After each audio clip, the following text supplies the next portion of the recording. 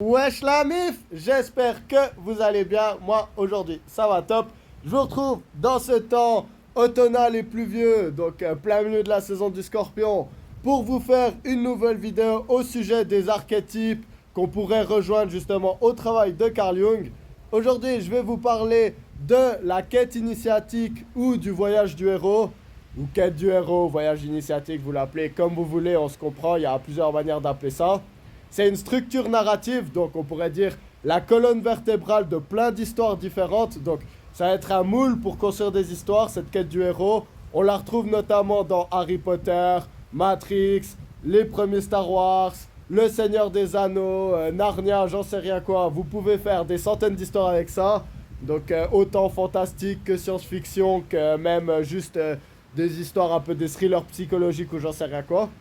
Donc cette structure narrative, elle est super utilisée et elle se déconstruit en une dizaine d'étapes environ qui permettent de construire des histoires très simplement. Donc je vais revenir là-dessus avec vous. On va venir point par point, je vais vous faire les comparaisons avec les différentes histoires que je vous ai citées. Et donc voilà, j'espère qu'avec ça, on comprendra mieux justement qu'est-ce qui fait qu'une histoire, elle est cohérente ou pas. Et avec des exemples comme les derniers Star Wars, le 7, le 8 et le 9, je vais revenir avec vous sur pourquoi quand c'est mal appliqué, une histoire, on s'investit pas dedans en fait. Tout ça, c'est dans cette vidéo, c'est sans plus attendre.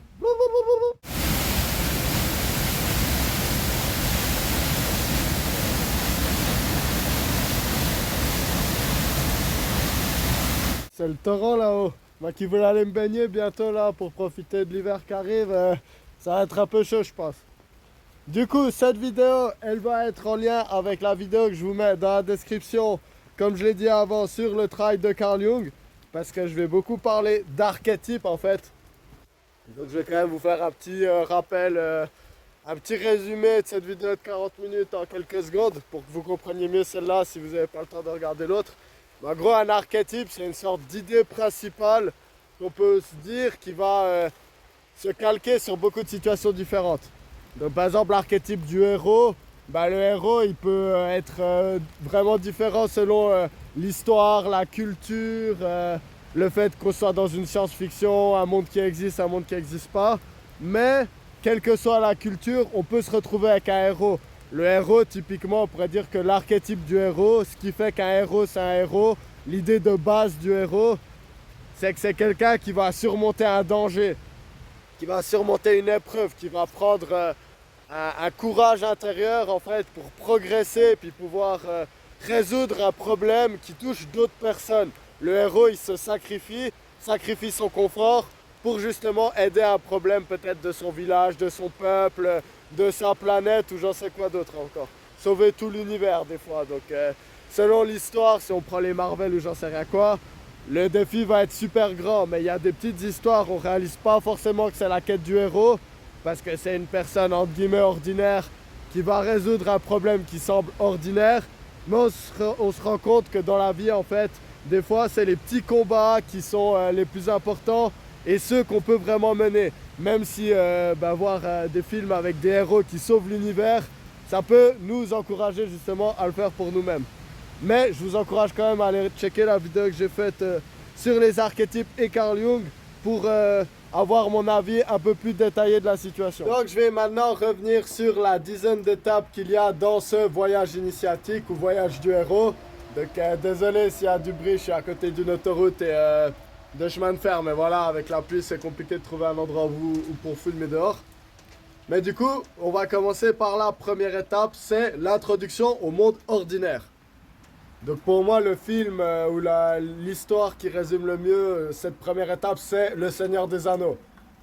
Donc l'introduction à la comté. La comté, c'est là où les hobbits y vivent. Donc dans Le Seigneur des Anneaux, surtout dans les livres, c'est une très longue partie.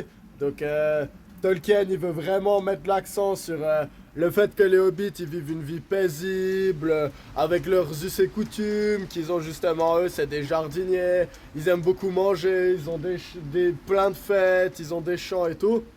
Et je trouve que dans Le Seigneur des Anneaux, ça met très bien l'enjeu en fait. C'est ça le monde qu'on veut sauver. Donc quand il y aura les problèmes qui vont venir plus tard, je vais vous raconter un peu. C'est la comté, c'est la tranquillité de la comté qu'on veut sauver.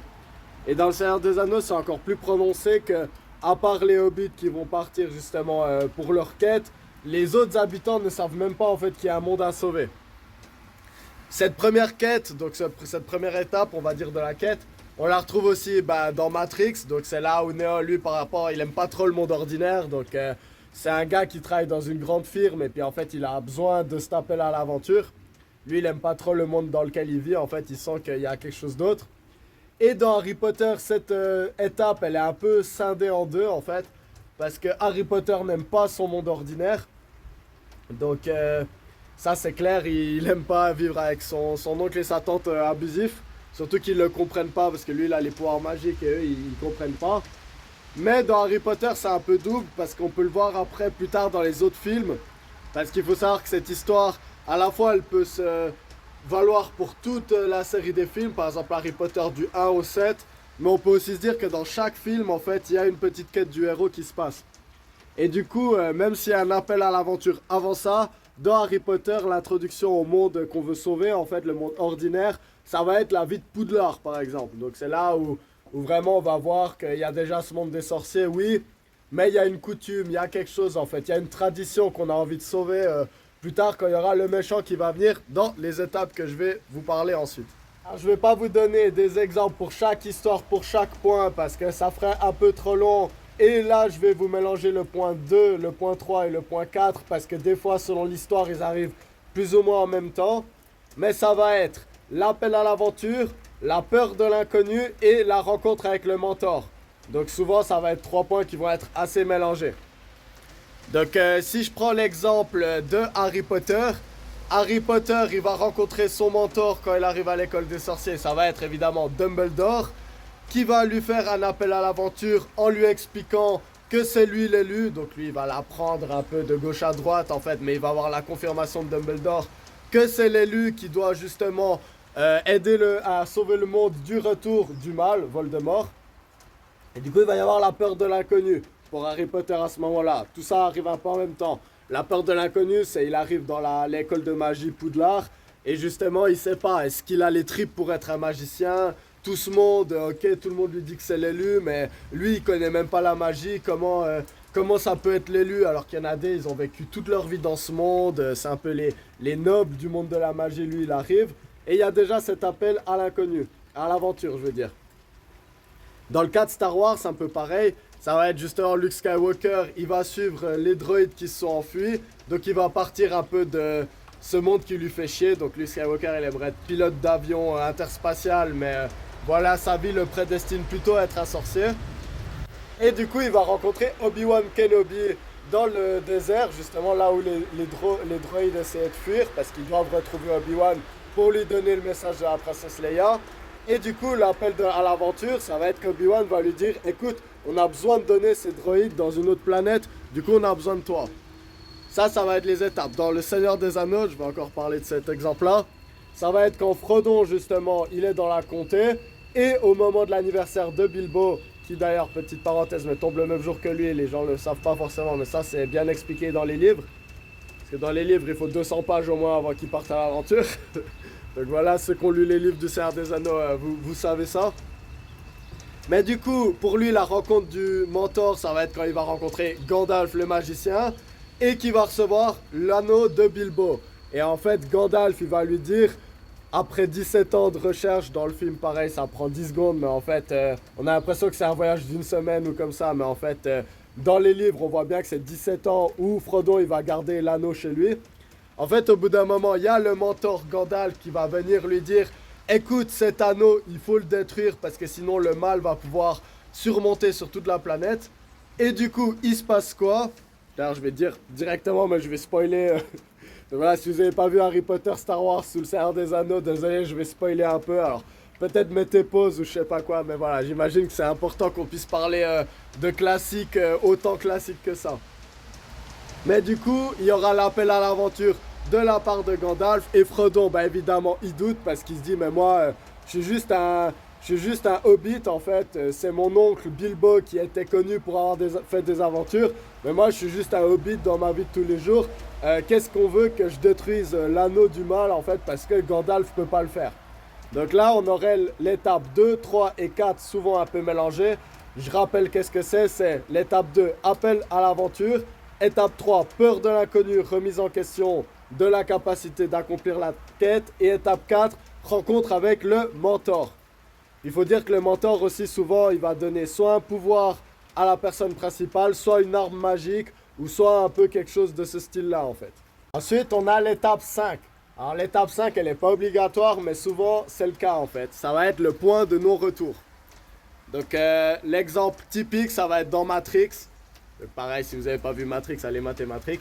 Mais c'est quand Neo il reçoit la pilule rouge de Morpheus. Morpheus, c'est le mentor justement, le magicien on pourrait dire. Alors là, il atteint le point de non-retour parce que ça, il a le choix entre la pilule bleue qui lui fait rester dans la matrice et oublier qu'il l'a rencontrée, et la pilule rouge qui lui fait voir la vérité, le fait se déconnecter, et il sort de la simulation informatique pour aller dans le vrai monde où c'est la galère. Donc là, c'est un vrai point de non-retour parce qu'en fait, il prend la pilule rouge, il accepte l'aventure, et à ce moment-là, il ne peut plus retourner dans la simulation en fait. Après, il va y avoir l'exemple dans Harry Potter, par exemple, le point de non-retour. Il est acté par le fait que de toute façon, il a une vie abusive et du coup, il doit se lancer dans l'étape. En plus, à partir du moment où il apprend que c'est l'élu, bah lui, il n'a pas vraiment le choix non plus de pouvoir continuer l'aventure ou pas parce qu'il sait que sa destinée, elle est liée à celle de Voldemort. Donc lui, il n'a pas le choix d'accepter ou de refuser. Et dans le cas de Star Wars, ça va être quand Luke retourne justement d'avoir rencontré Obi-Wan, il retourne à sa ferme et en fait il voit que l'Empire Galactique est déjà venu chercher les droïdes, ils l'ont retrouvé et ils ont brûlé son oncle et sa tante. Donc ils les ont assassinés. Donc là, le point de non-retour pour lui, c'est qu'il ne peut pas retourner dans sa ferme tranquille parce qu'il le cherche et de toute façon ils ont tué sa famille. Ensuite, l'étape suivante, c'est l'étape qui peut prendre le plus de temps, ça va être le développement de l'histoire. Donc à ce moment-là, le héros il va rencontrer, ou la héroïne va rencontrer des alliés. Donc ça peut être genre, des autres personnes, des autres rebelles qui veulent se rebeller contre l'Empire. Ou ça peut être, par exemple dans Matrix, ça va être justement, il va rencontrer Trinity. Il va rencontrer Cypher, il va rencontrer tous les autres membres de la team. Et il va aller à Zion, là justement, la ville, voir les survivants. Donc ça peut être ça par exemple. Dans Harry Potter évidemment ça va être rencontrer les autres personnes de Poudlard, les autres personnes qui ont de l'importance, Ron, Hermione, etc. Et dans le Seigneur des Anneaux ça va être quand il constitue la communauté de l'anneau, évidemment. Et ensuite il va y avoir les épreuves. Les épreuves ça va être un peu tous ces rebondissements qu'il va y avoir sur la route. Donc dans le Seigneur des Anneaux ça va être l'affrontement avec le Balrog. Dans Star Wars ça va être d'abord ils vont aller... selon le film, ça va être par exemple au début quand il rencontre Jabba le Hutt, il y a des problèmes. Ça va être dans Matrix, les premiers affrontements avec les machines. Donc pas l'affrontement final, mais les petits affrontements qu'il y a entre. Donc dans Harry Potter, c'est évidemment par exemple les premières tentatives de résurrection de Voldemort. Ça va être ses sbires, ça va être même des histoires comme se battre contre les nouveaux mange-morts, comme la famille de Draco Malfoy. Le méchant, la tête à claque, meilleur acteur de l'histoire parce que ce gars il joue trop bien la tête à claque. Mais du coup on l'a compris, ça c'est justement la suite d'événements d'épreuves qui vont donner un peu du sens à l'histoire, un peu de piment. Donc c'est là où on va développer les liens entre les différents personnages, créer des nouveaux affects on pourrait dire. Donc le monde ordinaire il est en géopardie, il est à risque, mais il y a un nouveau monde aussi. Donc peut-être par exemple dans le cas de Star Wars, Obi-Wan il a perdu sa famille, mais il s'est fait des nouveaux alliés. Donc sa sœur dans laquelle il est amoureux au début, et par exemple Han Solo et les autres membres de la Résistance. C'est dans ce moment-là où souvent il peut y avoir des trahisons, où il peut y avoir aussi des intérêts romantiques qui vont se créer autour du héros. Souvent de la part d'une autre personne qui a un peu la même volonté de sauver le monde et tout, et qui va justement... en même temps que le héros il progresse justement dans le fait de gagner du courage, de devenir un maître du combat si c'est quelque chose comme ça, et d'apprendre plus sur l'univers, sa relation avec son être amoureux ou amoureuse, ça peut être un homme ou une femme selon si c'est un héros ou une héroïne, ou selon l'orientation d'ailleurs du héros, l'histoire amoureuse va progresser aussi un peu. Là on est vraiment dans le cœur de l'histoire en fait, c'est là où il y a les rebondissements et tout, jusqu'au moment où on atteint le degré de danger maximum. C'est l'étape 7, désolé, j'ai coupé au montage parce que j'ai dit l'étape 8, je me suis trompé. Donc l'atteinte du danger maximum, c'est l'étape 7. C'est vraiment le moment où les méchants ils sont sur le point de gagner. Il y a quelque chose qui se passe. Donc ça peut être dans Harry Potter quand les Mange-Morts ils prennent le pouvoir du ministère de la magie là. Ça peut être dans Le Seigneur des Anneaux quand le pouvoir du Mordor et d'Isengard se lie justement pour attaquer Minas Tirith qui est au bout de sa vie en fait. Ou ça peut être aussi dans Star Wars quand l'Empire commence déjà à flinguer des planètes en fait et puis qu'on est sur le point de voir la destruction du monde comme on le connaît pour que les forces du mal triomphent. Ça c'est l'étape 7 et après il y a l'étape 8, c'est l'affrontement avec la mort ou l'affrontement direct avec le plus grand méchant. Là le héros il a totalement fini de progresser et il est prêt à accepter que pour sauver les miches au reste des gens, il a peut-être besoin de mourir. Dans le cas d'Harry Potter, littéralement, il apprend que Harry Potter est un Horcrux lui-même et que pour vaincre Voldemort, il a besoin de mourir d'abord. Donc ça, c'est l'affrontement avec la mort. C'est un moment très important, justement. Luke, par exemple, il comprend que ça sert à rien qu'il se batte contre son père, en fait, comme Obi-Wan l'avait fait, parce que c'est pas comme ça qu'on vainc les forces du mal. Ou qu'il n'est pas obligé de tuer l'empereur Palpatine. Donc ça, c'est l'étape 7 et l'étape 8. C'est l'affrontement final. Ensuite, après l'étape 8, on a l'étape 9. C'est l'obtention de l'élixir, ou la récompense, on pourrait dire. Là, c'est à partir de là où ça dépend les histoires, justement. Ça peut être plus ou moins fini, en fait, à ce moment-là. On obtient l'élixir, on a sauvé la planète, on a sauvé les miches à tout le monde. Et on va gagner l'épée magique, on va gagner la baguette de Suro, on va gagner, d'ailleurs Harry Potter c'est pas que la baguette de Suro, mais à la fin il finit par avoir les 3 reliques de la mort. Et c'est justement le moment où, là selon les histoires, il y a des reversements de situation. Donc par exemple dans le Seigneur des Anneaux, dans le livre, après avoir détruit l'anneau, en fait Saruman il essaie quand même de détruire la comté avec les troupes justement de l'Isengard. Mais cette étape, elle n'est pas forcément là tout le temps. D'ailleurs, dans le film, on le voit bien, ils l'ont supprimé cette étape. Par contre, il va y avoir du coup l'étape 10-11, ça dépend justement s'il y a eu ces renversements ou pas. Ça va être le retour au monde ordinaire, mais avec justement les nouveaux pouvoirs qu'on a obtenus et avec la place un peu du Big Boss. Donc Harry Potter, par exemple, il devient, je sais plus comment on les appelle là. Vous me direz en commentaire, mais ceux qui se battent contre les Mange-Morts et tout, les gentils quoi, du ministère de la magie, il peut revenir. D'ailleurs, il se tape la sœur de son meilleur pote en super bro et tout, il lui fait plein de gosses. Et du coup, il retourne au monde normal et on voit en fait que justement, pareil dans le Seigneur des Anneaux, Sam il retourne dans la comté, il marie sa femme de toujours, il lui fait genre 15 gamins ou un truc comme ça, parce que c'est comme ça. Quand vous êtes un héros, vous pouvez pécho. Sachez-le, c'est une des leçons qu'on a à apprendre de la quête du héros. Et du coup, vous l'avez compris, il fallait bien que toutes ces épreuves, ça ait eu un sens, que ça ait eu un but en fait. Et grâce aux enseignements qu'il a appris, au pouvoir magique qu'il a engrangé ou quelque chose du style en fait, il peut justement aider le monde à faire de nouvelles choses. Donc dans la fin de Matrix 1 par exemple, même si c'est pas la fin de l'histoire finale, on voit que Neo, maintenant qu'il a appris à maîtriser la matrice, il peut s'envoler et tout. Donc il revient au monde un peu, entre guillemets, de base, mais avec des nouveaux pouvoirs pour affronter la suite. Donc là, en résumé, c'est les différentes étapes de la quête du héros. Santé, j'adore cette boisson. Pas de placement de produit en plus, vraiment juste j'adore cette boisson.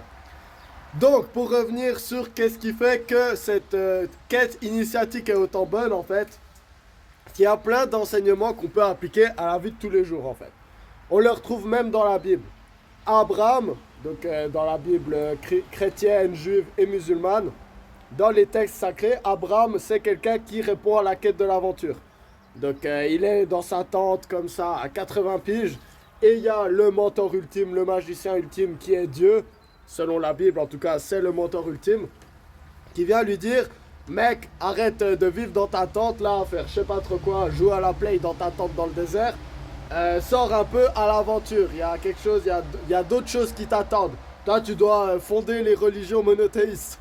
Donc voilà, même dans le cas de la Bible, on retrouve ça dans une ampleur super grande en fait. Ce qui est intéressant dans ces histoires, c'est assez simple de créer une histoire justement en se basant sur cette structure, donc dans les écoles de cinéma ou d'écriture, on va apprendre ça assez rapidement parce que de base, ça nous parle en fait. De base, on se trouve tous un peu qu'on vit une vie ordinaire, un peu chiante. On doit aller au travail, on doit faire le ménage, on doit aller répondre aux obligations, on doit passer du temps avec des potes qui sont peut-être pas si intéressants que ça. Alors qu'au fond de nous, on a cette idée de se dire, waouh, putain, mais moi j'ai envie d'aller à l'aventure, quoi. On est à l'école, on apprend ces histoires. Christophe Colomb qui part en bateau, conquérir un monde inconnu, il sait pas ce qu'il va avoir en fait. On voit ces histoires des guerres par exemple, où il y a des gens. Moi ça m'attire pas trop, mais ouais, il y en a des, ça va plus parler, mais où il y a quelqu'un qui a dû partir justement à la conquête d'un autre royaume parce qu'il était en danger contre le nôtre, ou pour les croisades, ou j'en sais rien quoi. Pour faire le djihad, ou j'en sais rien. Il y a un appel à l'aventure, on a cet appel justement, on se dit j'ai envie d'aller faire quelque chose autre que juste ma vie chiante. Et au fond, on aimerait tous qu'il y ait un petit Gandalf qui vienne nous dire c'est toi l'élu du monde et on sait que tu peux faire quelque chose pour aider les autres. Parce que ça, c'est ce qui est très important. Le héros obtient le statut ultime. Il n'y a pas plus ultime que le héros. Même le magicien de base, qui est sûrement plus puissant au départ que le héros, il n'a pas cette reconnaissance que va avoir le héros à la fin. Genre le héros il est couronné, il est acclamé en roi, il aura l'élu de son cœur justement. Donc une fois qu'il devient le héros, forcément son amour il va vouloir être avec. Et toutes les autres s'il veut. Donc ça c'est déjà quelque chose qui nous parle. On n'a rien sans rien et dans la vie, les plus beaux trésors sont gardés par les dragons qui font le plus peur. Donc déjà, ça, c'est ce qui est très inspirant pour nous dans ces histoires qui sont basées sur la quête du héros. Je vais terminer par une petite critique des films modernes et, selon moi, de leur mauvaise utilisation justement de cette quête du héros pour créer des nouvelles histoires adaptées au temps, mais qui sont de nouveau intéressantes. Parce que, je sais pas vous, mais moi j'ai l'impression que ça fait très longtemps qu'on n'a pas de nouveaux films intéressants qui valent vraiment le coup d'aller les voir. Et que la plupart des remakes des vieux films qui ont marché, justement, ils cassent cette structure de la quête du héros et ça devient totalement chiant et on s'identifie pas du tout. Pour ça, je vais vous prendre l'exemple typique pour moi, c'est Star Wars 7, 8 et 9.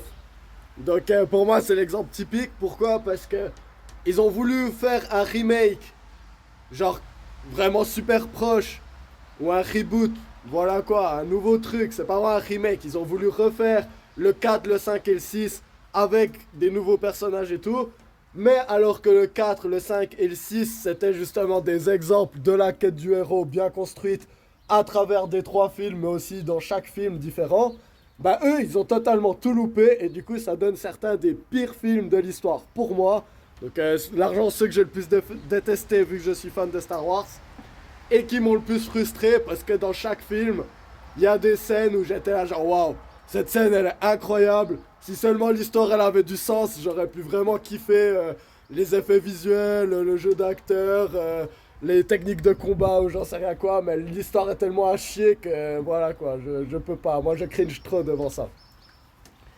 C'est quoi le problème de ces derniers Star Wars qui sont hyper courants dans les films actuels? Alors déjà, bon, on veut changer le héros et en faire une héroïne. Pas de problème, Kill Bill. Vous avez vu Kill Bill? Kill Bill, c'est de la bombe. C'est de la bombe, c'est une héroïne. Ça suit la quête du héros. Ces films sont juste incroyables. Donc voilà, le problème, c'est pas de vouloir mettre une femme dans le rôle du héros. Oui, effectivement, souvent, le rôle du héros, vu que c'est quelqu'un qui part à la guerre faire un combat et tout, ça va être un rôle un peu, on va dire, masculin. Mais pour moi, ça ne doit pas obligatoirement être le cas. On peut le voir dans Mulan ou j'en sais rien quoi. Il y a plein d'histoires qui ont fonctionné où la héroïne c'est une femme. Ou dans Alien par exemple. Le problème des derniers Star Wars, c'est qu'en fait, étant donné que c'est une femme, il y a plein de choses qui veulent un peu faire passer leur message progressiste, là, un peu féministe. Et d'après moi, en fait, c'est un affront. Parce que pour moi, faire un vrai film féministe, bah, c'est par exemple Kill Bill. C'est, on dit, une femme peut être un héros aussi. Sauf que là, en fait, ils ont totalement cheaté la quête du héros pour que ça fonctionne. Qu'est-ce qui va pas en fait dans Star Wars 7? La héroïne, elle a pas d'histoire, donc elle a une terre de base ordinaire, ça on peut dire que oui, on peut le retrouver, elle doit ramener des vieilles pièces de droïdes pour survivre dans sa planète, Je les ai même pas vus plusieurs fois ces films, donc je risque de dire un peu des conneries sur les détails, mais on se comprend. Il me semble qu'elle est esclavagisée aussi un peu par le mec qui rachète les pièces là, qui un peu abuse d'elle. Donc ok, on a le départ, ça ok, on l'a. Le problème en fait, c'est que déjà, il y a quasi pas de mentor en fait dans cette histoire. Parce que les mentors qu'elle va rencontrer, donc Han Solo, Chewbacca, la princesse Leia, en fait, elle a déjà tous les pouvoirs. On peut pas lui dire, t'as besoin d'un mentor parce que t'es jeune, t'es insouciant, tu y comprends rien, tu vas pas du tout y arriver encore, il te faut de l'entraînement. Donc on part pas là-dessus. On part sur, oui, il faut juste que tu crois en toi. Tu as déjà le pouvoir en toi, mais tu dois y croire. Ça, c'est un peu la pseudo-psychologie à l'eau de rose qu'on essaie de vendre un peu à toutes les femmes, justement, aujourd'hui, qui les font d'après moi. Là, je vais tirer à balles réelles, mais ça les transforme en usine à antidépresseurs, parce que justement, on leur dit toute la solution est déjà en toi. Alors que d'après moi, on devrait plus dire genre non, t'as des problèmes, apprends à les résoudre en fait. Pas tout va réussir si t'arrives à croire en toi. Même si c'est vrai que c'est un des angles avec lesquels on encourage les femmes. Voilà, je vais essayer de pas trop m'éparpiller partout. Mais voilà quoi, d'après moi, ça aide pas justement. C'est pas ça qui est inspirant. Parce que quand on est jeune, en fait, on a besoin de nous dire tu exploites pas ton potentiel, t'es encore un glandu, mais tu peux y arriver si tu t'entraînes. Pas juste tout le monde, tu as déjà tout en toi, c'est juste les autres gens qui y croient pas assez. Donc déjà, il y a le problème de ça, c'est qu'il n'y a pas de mentor clair. Parce que même Leia, qui pourrait être un peu sa mentor au fil des histoires, elle-même, on l'a directement dit, ok, elle s'est fait entraîner par son frère, mais en même temps, elle a tous les pouvoirs, mais on n'explique pas les pouvoirs. Elle va pas vraiment initier la nouvelle Rey. Et du coup, elle a déjà tous les pouvoirs dès le début. Donc dès le début, elle va vaincre le méchant. Le Kylo Ren, il s'est fait entraîner par Luke Skywalker, le Jedi le plus puissant de la galaxie. Il a reçu l'entraînement initiatique. Mais Rey, elle va le battre dès le premier film, sans effort. Donc dès le premier film, il n'y a plus d'enjeu. Le monde a sauvé, il est déjà sauvé. Les méchants, ils sont mal introduits en plus. On sait pas quel est le but des méchants. On sait pas qu'est-ce qu'ils veulent à part qu'ils sont méchants. On sait pas comment ils sont revenus au pouvoir. Il n'y a pas d'explication claire en fait. On sait pas qu'est-ce que ça changerait s'ils étaient là ou pas. On sait pas combien ils sont. Des gros problèmes. Le 8, changement de réalisateur et de scénariste. Donc aucune consistance avec les autres. Le grand méchant qui était à peine introduit dans le set, on va le zigouiller direct, première scène qu'il arrive. J'ai dit j'allais tirer là, je détestais ce Star Wars. Et finalement, on sait pas sur quel pied jouer, on sait pas s'il faut jouer sur le pied de... Si tu t'entraînes assez, même si t'es personne, tu peux devenir la Jedi la plus forte de la galaxie et sauver l'univers. Mais en même temps, dans le 9, on va changer, on va dire non, tous tes pouvoirs tu les as parce que t'es la plus petite fille, t'es la petite fille du plus grand méchant de l'histoire de la galaxie. Du coup, en fait, ça invalide tous les autres films qui disaient que c'était une question qu'il faut croire en la force. Ben non, c'est une question d'aristocratie. C'est parce qu'elle est la fille du Jedi le plus fort de l'univers. Bref, il n'y a rien qui va dans ces films pour moi. Je vais pas faire une trop grosse attaque non plus trop longtemps. Mais d'après moi, c'est le problème un peu des films qu'il y a récemment où ils mettent des héroïnes justement comme chef, comme héros on va dire plutôt. C'est que déjà, elle a jamais un mentor cohérent parce que ça serait du mansplaining qu'il y a un gars qui lui explique qu'elle a pas tous les pouvoirs et qu'il la remette un peu à sa place. Souvent, ses pouvoirs personnels, elle va pas les ramener en fait pour améliorer la société, mais elle va les utiliser pour elle devenir le chef, pour montrer que les femmes elles aussi, elles peuvent avoir une position de pouvoir. Donc là, on enlève le fait qu'il y a le côté sacrifice. Donc le héros, non, il est censé se sacrifier pour le bien de son peuple. Et c'est ensuite, parce qu'il a quand même vaincu le mal, que les gens l'élisent comme le chef, le héros. Alors que dans la plupart des films néo-féministes, c'est pas ça. C'est la meuf, son histoire, ça va pas être de sauver le monde. Ça va être de prouver aux autres qu'elle est capable de sauver le monde en étant une femme. Donc voilà pourquoi, d'après moi, les derniers Star Wars, ils puent un peu du cul. Et pourquoi, en fait, de manière assez simple, on pourrait retrouver de l'intérêt dans les films actuels. Et pourquoi pas une réécriture avec des femmes. Si on acceptait que les femmes, c'était des êtres humains qui commettent des erreurs, qui ont besoin de progresser et qui ont aussi des dilemmes moraux. Et puis aussi le côté, plus d'intrigue amoureuse, parce qu'évidemment, l'objet du désir d'une femme, ça peut pas être un homme. Ça doit être forcément le pouvoir. Donc ça peut pas être pouvoir être avec le gars qu'elle veut. Non, non, non. Du coup, pour moi, c'est ça qui joue pas. C'est qu'on essaye de réécrire la quête du héros, mais on fait ça avec des personnages qui n'ont pas de charisme parce qu'ils n'ont pas le droit à l'erreur, parce qu'on n'a pas envie d'offenser le féminisme. Et du coup, voilà, ça c'est mes petites critiques sur les films actuels et pourquoi je trouve qu'ils ont perdu beaucoup de saveur. Voilà, c'est tout pour aujourd'hui et cette vidéo. J'espère qu'elle vous aura plu, que je serai pas parti un peu dans tous les sens, mais voilà, il y avait beaucoup de parallèles à faire avec beaucoup d'histoires justement qui me plaisent beaucoup. Mais comme vous l'aurez compris, c'est des étapes qu'on retrouve dans beaucoup d'histoires. Donc j'espère que maintenant, si vous ne connaissiez pas ce concept de la quête du héros, maintenant quand vous verrez un film, vous pourrez dire « Ah ouais, là je vois, il est dans cette étape-là, etc. » Et vous remarquerez pourquoi un peu toutes les histoires se ressemblent, toutes les bonnes histoires se ressemblent. Moi j'ai aimé vous la faire, donc comme expliqué au début, ça rejoint l'histoire des archétypes qui est un sujet qui m'intéresse beaucoup et dont j'ai envie de parler plus avec vous. Et aussi le fait que les structures narratives, c'est des choses très importantes parce que on construit le réel autour des structures narratives. Et du coup, je trouve que c'est intéressant d'étudier les différentes histoires pour justement comprendre comment notre psychologie, elle fonctionne. Je vous retrouve tout bientôt pour des nouvelles vidéos. C'est bientôt la fin de l'année, je vais essayer de remettre un peu le rythme pour vous parler de pas mal de choses. J'ai été assez occupé dans ma vie personnelle récemment. Je vous retrouve tout bientôt en tout cas. Et d'ici là, je vous fais plein de bisous et je vous supplie, devenez scénariste pour faire des meilleurs Star Wars 10, 11 et 12 pour sauver la série, s'il vous plaît. Parce que voilà, j'ai totalement perdu espoir. Il faudrait un nouvel espoir. Donc voilà, sur cette blague de merde, je vais finir cette vidéo et je vous retrouve tout bientôt pour des nouvelles aventures. Moi, je vais continuer ma quête initiatique à moi et je vous retrouve pour vous donner des nouvelles de cette dernière. Allez, ciao ciao.